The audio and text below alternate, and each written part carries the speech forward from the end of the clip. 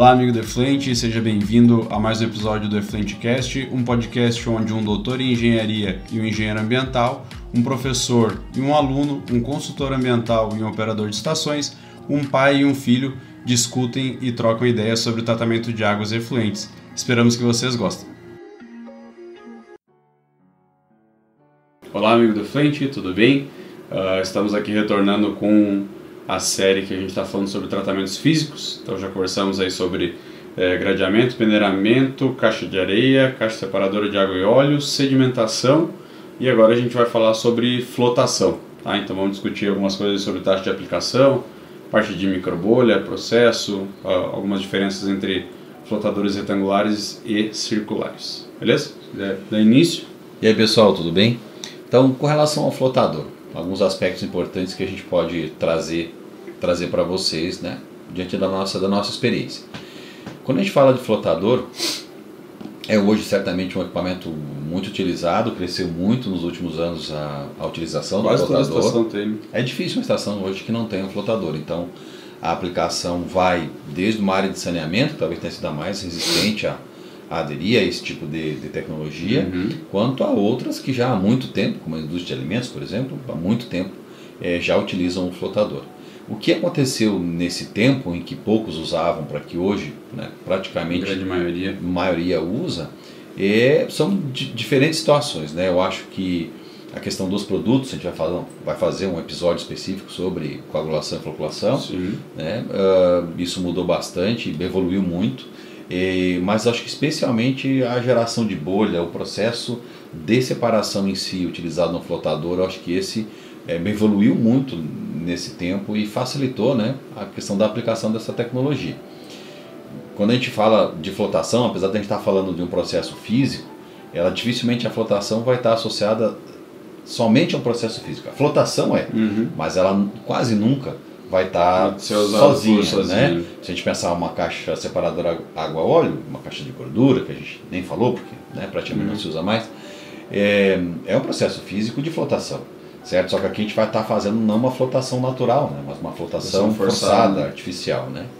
Então, quando a gente então vai para esse ponto em que eu vou forçar, eu vou adicionar então uma bolha, uma microbolha, né, um ar que vai ser incorporado externo junto ao efluente tratado pelo próprio flotador e retorna essa água, né, para o início com as microbolhas, né?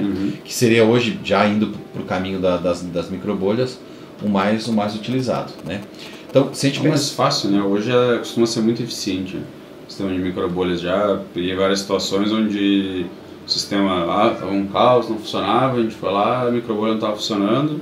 Principal recomendação, manda arrumar, os caras mandaram arrumar, mudou da água para o vinho.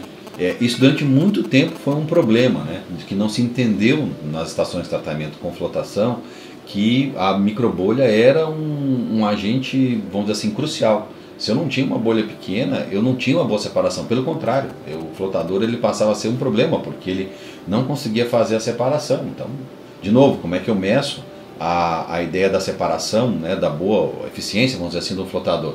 Vamos pensar, pode ser cor e turbidez, excelente para fazer isso, mas de novo, né, a gente já está falando aqui, e eu acho que o nosso papo pode ir nessa linha de que quase sempre a gente vai estar falando de uma flotação que não é um processo primário, que se falava antigamente, né, apenas de separação física, mas também que tem uma separação aí que advém de um processo físico-químico anterior, que é muito diferente. Então, se eu pensar num flotador que trabalha, na sua grande maioria, dentro dessa concepção, um físico-químico inicial, com uma coagulação e floculação, e a separação física, né, no flotador em si, a gente pode utilizar turbidez, cor, para poder fazer isso, o próprio sólido suspensos, a própria DBO, se tu quiser, DQO, se tu quiser fazer, né, um flotador ele trabalha aí no mínimo com 60%, 70% de eficiência.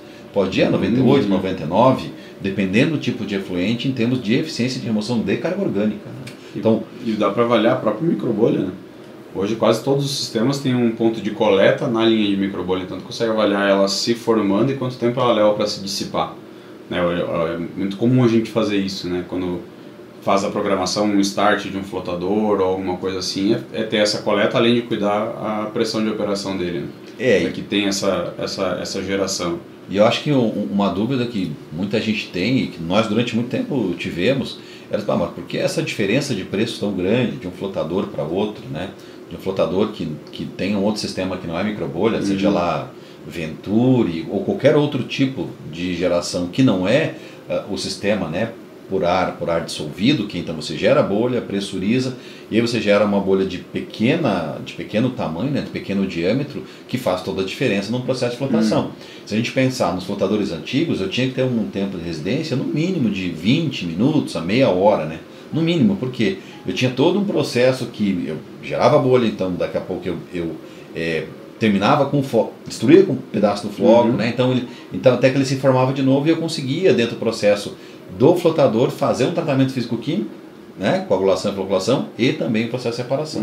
Então hoje é muito claro essa separação e os flotadores diminuíram bastante de tamanho. A própria geração é um pouquinho complexa também, da estrutura mecânica que tu precisa, né? De bomba e bomba, sistema pressurizado, tanque de saturação, então tudo isso vai agregando, encarecendo, né? Só que isso agrega valor ao teu efluente tratado, porque você tem uma eficiência muito mais... garante que tudo que é possível ser separado com o flotador vai ser. Seja óleos e graxas, seja sólidos suspensos, seja cor, turbidez, DBO, ele vai separar. Né? Ele vai separar e vai separar muito bem, né? Vai evitar que você quebre a bolha, ele não cria grandes turbulências, e ao mesmo tempo vai te melhorar todos os aspectos por essa facilitação, vamos dizer assim, para remover esse material. Hoje o que a gente vê é que a microbolha ela forma uma cortina, né? A gente chama de cortina de microbolha, né? Então quando chega essa quantidade de material particulado, a tendência é que ele vai subir nessa cortina, né? A gente costuma trabalhar com pressão de 4 a 6, a gente observa que com pressões abaixo de 3 a gente não tem pressão suficiente para comprimir o ar com a água, né? Que é aí que acontece a geração de microbolha. E pressões normalmente acima de 6, aí tu começa a criar uma turbulência a mais dentro do flotador. E não vai te resolver em nada. Só vai piorar, na verdade. É como se não tivesse o flotador. E aí alguns segredos que a gente tem na parte de projeto. Hoje o flotador, se a gente vai pensar, nós projetistas, no máximo que a gente pode trabalhar é alguma restrição com relação à taxa de aplicação. Porque tu não vai necessariamente construir um flotador, né? Muito dificilmente alguém que faz um projeto de uma estação que está incluído o flotador vai produzi-lo. Vai fazer isso logo. Tanque de alvenaria. Não se faz mais isso, né? Isso já acontece, mas é muito difícil. É mais raro. Bem mais raro. Então, projetos andando aí que vai ter sistema em alvenaria. E aí eu acho que é interessante a gente falar isso, porque talvez eu já tive situações em que o projeto foi feito muito baseado nessas limitações para vários equipamentos, né, dentre eles o flotador, e o cliente entendeu como uma coisa ruim, como se a gente não tivesse projetado de fato a estação de tratamento. E na verdade não, a gente faz as limitações dentro daquilo, né? Sei lá, numa estação completa tu pode ter qualquer tecnologia, mas dentro do flotador especificamente, a gente precisa ter um controle, a taxa de aplicação, que de novo varia de acordo com cada tipo de efluente, né? A literatura fala entre 3,5, 3,8 até 9,6, né? Metro cúbico, metro quadrado por hora. Porque, por exemplo, assim, a gente fala tanto da microbolha, assim, né, que ela é eficiente, ela ajuda muito na separação, mas ainda assim, por mais que eu tenha uma microbolha muito boa, se eu passar dessa taxa de aplicação, ou se eu estiver fora dessa faixa, ou trabalhar com uma vazão acima, eu ainda tenho problema, digamos assim, né? Então, qual a importância assim dessa taxa de aplicação? O ideal, se você já tem, de novo, né, aí vem a experiência e a gente tem observado que uma taxa legal, que o sistema de microbolha bem ajustado, com uma taxa de aplicação boa, nessa faixa que eu entendo ser a ideal, a gente consegue quase sempre essa eficiência máxima. E de novo, daí vai variar de efluente para efluente. Eu falo aqui de máxima, porque, por exemplo, se eu pegar um efluente de laticínio e ele, dependendo do processo produtivo, se é uma queijaria, por exemplo, que eu tenho uma contaminação inevitável, né, por soro, essa eficiência vai baixar um pouco, né? Se não tem tanto isso, essa eficiência vai aumentar um pouco. O frigorífico normalmente ela é alta, acima de 90%, né? Então, estações de tratamento de esgoto pode ser alta também, bem alta, acima né? De 80. Acima de 80%. Então, essa eficiência, para que a gente garanta isso, né? Então o sistema de microbolha realmente faça a diferença, eu acredito que a gente não pode passar de 6. metros cúbicos, metros quadrados por hora. Né? Quando, em aqueles em que eu observei em que isso acontecia, eu tinha um problema de arraste de sólidos independente do que a gente tinha de coagulação da população, acima de 6. Abaixo, tu vai ter um flotador maior. Então, pior não é, né? Pior não é. Tu vai ter um flotador que tem mais TDAH, talvez tenha condições de separar melhor um sólido menor. Isso pode causar de benefício, mas tu vai ter um equipamento maior, né? Que seria teoricamente o teu único prejuízo, vamos dizer assim. E acima disso, eu vejo que tem que ter um floco muito bem formado. E aí talvez venha uma necessidade de você gastar muito mais com produtos, talvez com polímeros, que são caros, para você adequar isso, e você quis só um equipamento menor. Você só economizou na hora de você comprar esse equipamento. Mas você tem que pensar que você vai usar ele durante muito tempo. Então o teu gasto com operação pode ser muito maior do que efetivamente um processo de um equipamento um pouco maior, que teve um investimento que não é significativamente maior por causa disso. Sim, se tu trocar um sistema de geração de bolha, de um microbolha para um ar disperso, um Venturi, algo do tipo, né, o Venturi até gera bolha pequena, mas nem próxima, nem perto do que é um microbolha, você, por ar disperso, né, você não, essa diferença ali é grande. Essa é grande, mas aí você está trabalhando com a eficiência do flotador, você vai diminuir esse processo de eficiência. Né? Ou, e aí eu vou falar de uma coisa que é uma experiência nossa, né? Eu sei que tem uma certa discordância no meio em relação a isso, eu particularmente não gosto, né? E tenho estações que eu operei com flotadores circulares, mas eu trabalho essa taxa de aplicação em flotadores retangulares. Né? O próprio processo de 6 aí que tu falou até de 6. O que eu acredito, tá? Eu nunca medi isso, né? Mas eu tive N problemas com flotadores circulares, né? Então tu pode controlar a taxa, tu pode manter a taxa igual, né? Da mesma forma, mas eu vi que todos eles, e eu acho que é uma questão hidráulica, um problema hidráulico de separação, e a gente não consegue fazer, não tem uma boa eficiência. E aí eu acabo por não recomendar. Se eu vou olhar para flotadores retangulares, né? Usando essa taxa. Poderia aplicar essa mesma taxa para um flotador circular? Talvez ele funcionaria com uma taxa menor. Isso eu não saberia responder, porque não colhei para isso especificamente. Né? Porque quase sempre esses circulares são mais baratos e utilizam um sistema de geração de bolha que não é por ar dissolvido. Até fica um desafio, digamos assim, para quem trabalha, para quem tem na sua estação um flotador circular, mandar uma foto, um vídeo para a gente, para que a gente tenha conhecimento desse flotador. Eu já trabalhei em frigorífico com um flotador muito grande. Devia ter aí seus 6 metros de altura, uns 4 de diâmetro, e não funcionava. Aí tinha problema também na microbolha, que não era ideal. Quase sempre um combo. Dos que eu vi operando, o que eu achei assim de principal limitação é que é muito difícil a gente controlar como que a gente quer tirar o lodo. Então, em alguns casos eu vou ter uma quantidade maior, uma geração de lodo maior ali, ou eu preciso tirar o lodo mais concentrado, ou o lodo mais diluído, né, quando vai raspar esse material flotado do flotador.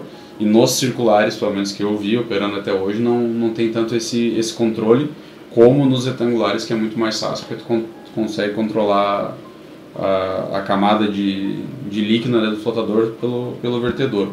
Mas já escutei alguns profissionais que trabalham com flotadores circulares falar que é mais fácil escolher qual camada prismática de clarificado tirar no circular do que é no retangular. Mas nunca vi, até hoje pelo menos, né, não vi na prática isso.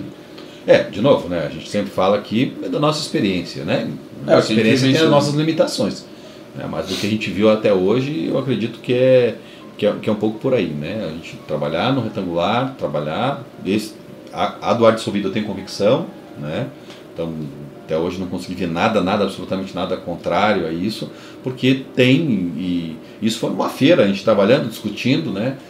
Lá a gente... O vendedor, né, então mostrou, provou, e eu comecei a observar isso e realmente a partir dali todos os que eu comecei a trabalhar foram com ar dissolvido, e aí a gente não teve problema, e todos, né, pelo menos a sua grande maioria retangulares, e a gente não teve grandes problemas. O comum é achar retangular, hoje, pelo menos grande maioria das estações que eu vou, a maioria é retangular. Questão pessoal, já opera há um tempo, sabe que funciona, nem todas as empresas estão abertas a querer testar algo novo. E hoje o que eu acredito está mudando dentro da linha da flotação é a gente trabalhar o flotador para diferentes funções. Né? Antigamente eu trabalhava o flotador quase que especialmente para um pré-tratamento de um processo biológico, quase sempre. Né? Então era coagulação, floculação, um flotador e deu. Né? Ele começou até sem adição de produtos, né? no início, bem no início. Né? E agora, já durante muito tempo, né? Com adição de produtos. O que eu vi agora é que a aplicação em diferentes ramos, o saneamento, como a gente falou no início, e talvez em diferentes pontos da estação de tratamento. Né? Já operou a estação de tratamento, o que o flotador está no final e que ele não no trabalha no final. No início, isso aí, no início e no final, né? Então ele mantém a sua função tradicional e ainda é incluso no mais uma etapa para poder fazer essa complementação. Que complementação? Quase sempre essa, vamos dizer assim, polimento do efluente na ideia de eu tiro aquele residual de sólidos suspensos, eu tiro um pouquinho, talvez um residual de couro e turbidez tenha permanecido de um processo biológico, seja ele qual for. Ali consegue remover, né? Tu tem essa possibilidade.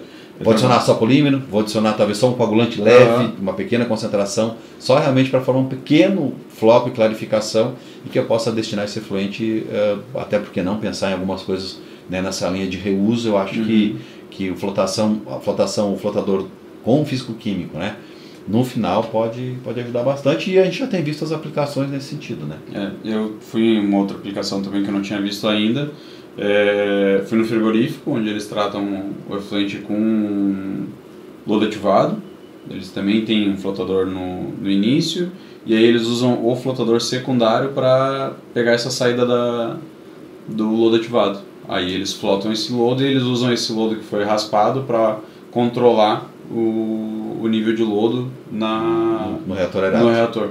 Aí se tem lodo demais, o descarte é feito ali pela desidratação, né? Tira uma parte para desidratar e se está mantendo o nível, retorna esse lodo flotado. Tipo como se fosse uma substituição de um flotador, de um decantador secundário para um flotador. Isso. É menos comum, né? É menos comum, mas a eficiência muito boa e acho que acaba até evitando alguns problemas de sobrar lodo dentro do decantador e ele flotar.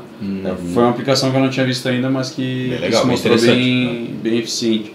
Alguns casos dosava polímero, outros não, dependia de como estava essa formação dos flocos no reator, mas se mostrou bem eficiente. Isso aí. E vamos ver, falamos de taxa de aplicação, microbolha, algumas diferenças ali do retangular e circular que a gente já viveu. Quer adicionar mais algum? Não, eu acho que de flotação, de novo. De processo em si, que é um processo físico, como ele funciona, eu acho que está ok, né? As aplicações são inúmeras, as possibilidades também. E de novo, a gente está sempre aberto a perguntas e eu acho que essa movimentação de quem está nos escutando, né, nos vendo, vai nos ajudar talvez a levar para aquilo que as pessoas estão de fato interessadas, né? Os assuntos vão gerar talvez mais interesse, outros menos, mas que a gente possa trazer aqui, porque não, episódios que tratam especificamente de dúvidas, complementações que a gente precisa. Com certeza. Né? Eu acho que essa prazer. interação aí é legal e até para que a gente também não fale daquilo que a gente entende só como sendo necessário, mas que o nosso público que está aí nos assistindo, né, nos ouvindo, possa trazer essa demanda e a gente consiga, né, dentro do possível, atender isso que cada um tem de interesse, né, na área de efluentes aí. É porque a gente tem um quadro branco aqui, né? Então se precisar fazer algo, resolver algo, dia, a gente consegue também. Não.